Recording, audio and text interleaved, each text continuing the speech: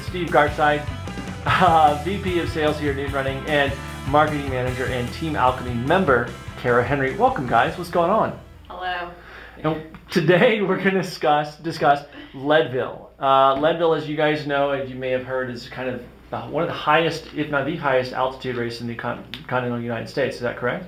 Well, it's called Race to the Sky? Race across the sky. Race across the sky. And so the lowest elevation point in the race is 9,800 feet above sea level, and the highest is 12,400. And you hit that 12,400 pass twice, around mile 45 and around mile 55. The reason that these two guys are here today is because they're both running it. This is going to be Kara's first year and Steven's second year. His first year was last year running the race. And I just wanted to kind of, see how training's going, see what you guys are ready for in the race. And I kind of wanted, to see if, like Steven, your impressions as being a first-time runner last year. How did that influence the way that you're taking on training this year? Looking at last year, it was one of those bucket list events. Got to do it once in my life.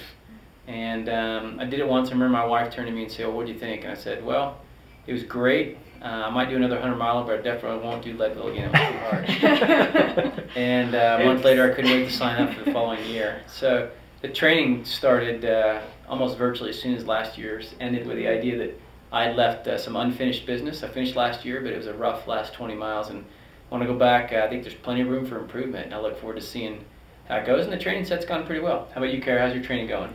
It's going. I had the same kind of experience. I paced last year, and remember, while I was running, pacing, thinking to myself, this is the dumbest thing ever. Why would anyone ever do this? And then I signed up, a month or two later. Learning from people like Steve and learning from people that have done it before, including the person you paced last year, did that in any way influence your training? Or are you still kind of just the go out and do it your way, the way that you feel type of thing? Yeah, I've still kind of done that. I've paid a lot more attention to, nutrition and eating and drinking while running. Mm-hmm. Mm-hmm. But I don't know, I'm not very scientific about it. I've paid more attention to eating and drinking a lot so that I'm forced to run to keep the weight off.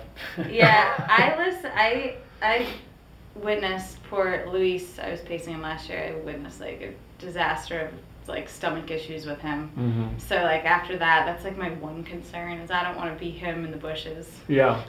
Steve, how did you do with nutrition last year being your first time at that distance? Yeah, I was able to do pretty good on that front. I think the first 60 miles I munched on 14 Roctane Goos. Wow. And plenty of water and Endurolite tablets and a few pretzel bits and gummy bears and some G2 Gatorade. And then from about 67 on, I just used the food at the aid stations and the Herbalife and Guru they had. But I lost the desire to eat around 70 miles. Mm-hmm. My mouth was too dry to really get any real food down. I think I remember munching on half of a Lar bar during the last 20 miles or so.